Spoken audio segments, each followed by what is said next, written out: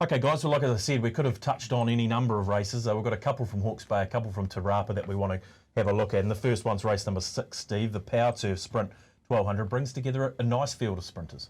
Yeah, nice, a very competitive race that is. As you see there, Can I Get an Amen, $4.20 holds the card thus far after around about 24 hours of trading. Johnny at $4.50 in that second line. Burgundy Rose, $5 off a peak of 5.5.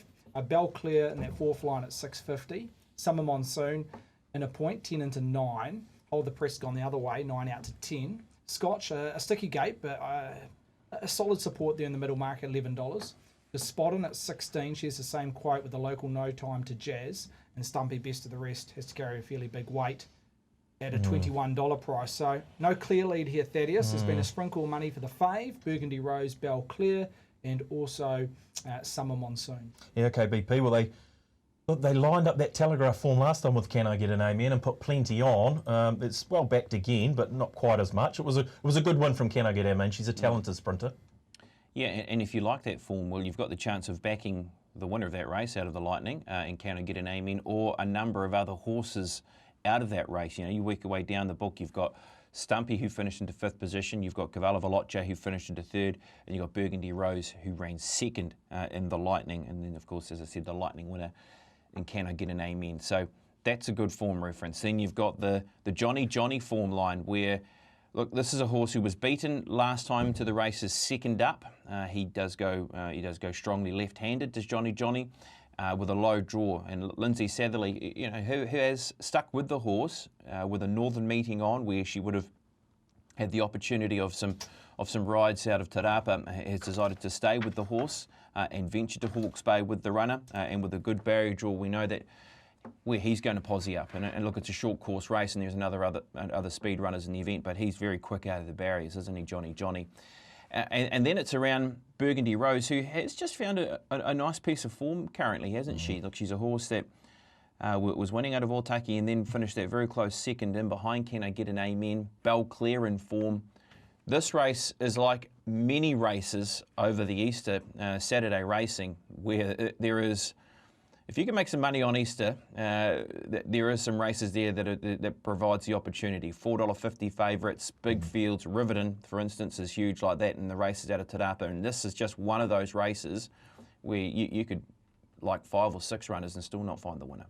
Yeah, 100%. I mean, it's a very, very good betting race. Steve, just track conditions at Hastings, do we have any indication where, or what were you playing off when you framed these markets up? Yeah, they've had the odd shower during the week. It's currently sitting at a soft 7.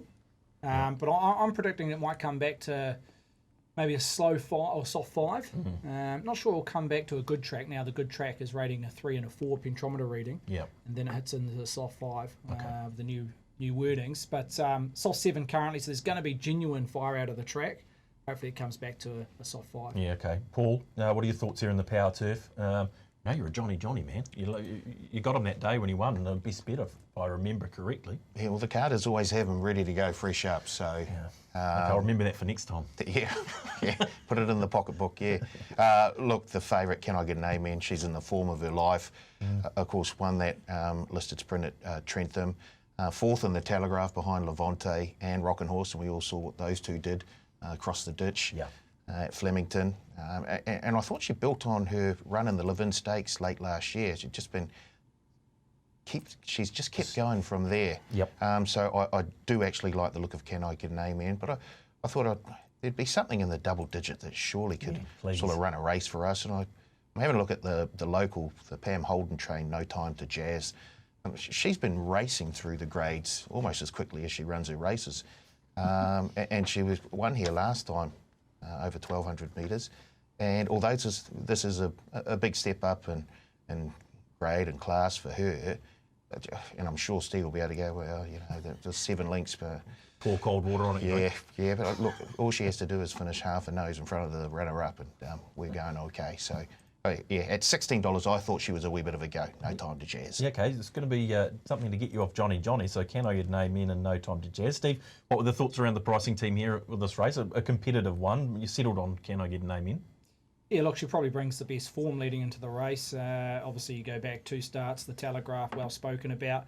Look, she did regress significantly from winning the Lightning on the back of the Telegraph, which she was always going to do. The numbers she produced in the Telegraph was phenomenal, and So she was always going to regress, but even her overall figures in the Lightning is good enough to win this if she can replicate that. So she doesn't need to go beyond her Lightning figures and anywhere near what she produced in the Telegraph. So she goes up 3 kegs, similar opposition, and she maps well with the likely speed up front. Gee, there's a lot of tempo in this race, BP. You look at Johnny, Hold the Press, even the local you mentioned, Paul No Time to Jazz, and Belclair's just going to sit off the speed. So it's going to be generally run, and it's just whether one of those 3 horses I've mentioned, they all look for that leading position, will take a sit, because if they all go for that leading position, they're going to absolutely fly, not even the start, but also midsection.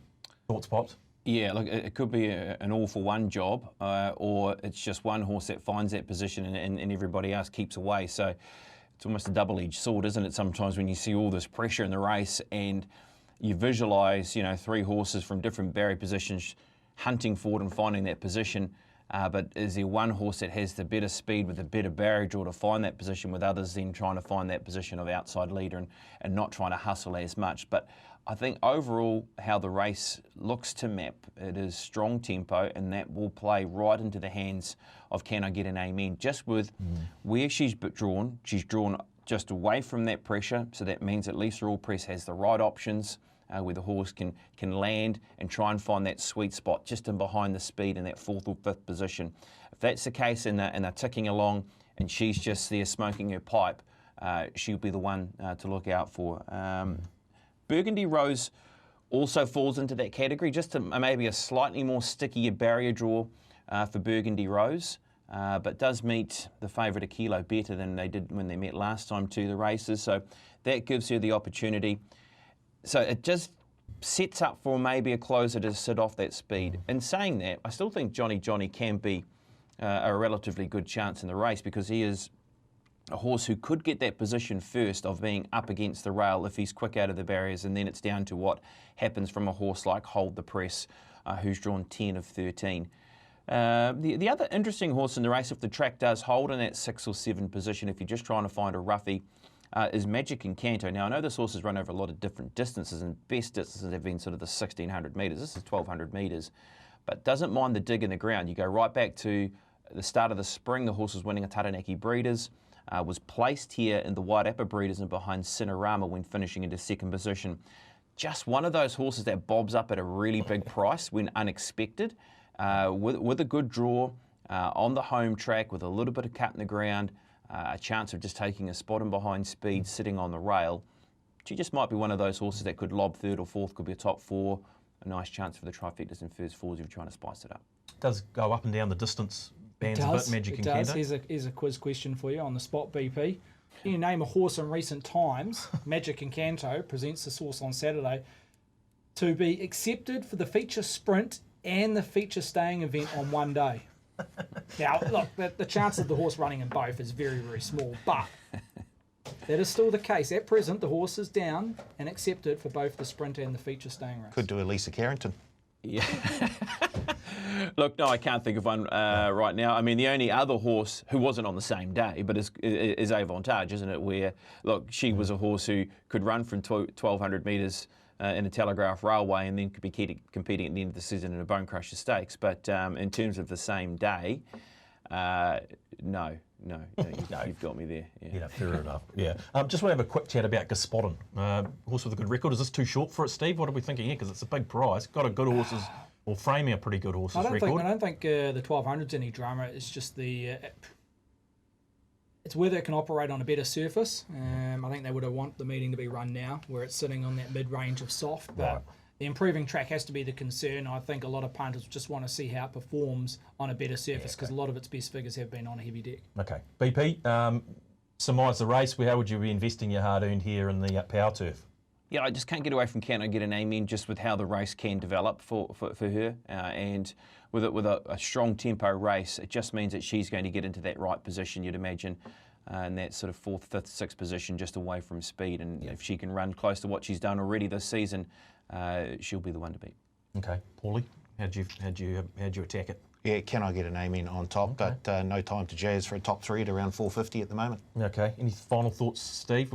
I mean, I love Burgundy Rose. She doesn't run a bad race. She doesn't know how to, so she's a nice safe bet, I thought. But Yeah, and You I didn't think mind Belclair or I didn't mind yeah. Belclair, purely because I don't think it's a negative dropping back in trip. It's been over 7 furlongs, dropping back to 1200. But from a sticky gate, I think Billy Pin can go forward, which is normally the horse's profile. Yep. There's enough speed underneath, which we've already spoken about, around 2 or 3 horses. I think there'll be a position, if it can come across, to slot just in behind the speed and have the last crack at them in the last 100, 150, because it will be strong over the last concluding stages of the race. And you look at its last run, the Flying Stakes, the first 800, they went 4.2 lengths above par, and Belclair was on speed. The first 3 home in the Flying Stakes was Germanicus, Brando, Miss Cartier, and they all mapped in the last third and came over the top. And Belclair was the one horse on speed that stuck onto his job. So no real knock over 1200 considering the way the race shape's going to unfold. Okay, wide open race. The boys like, can I get an amen? A bit of time for Belclair and no time to jazz as a roughie for Man Barely Standing.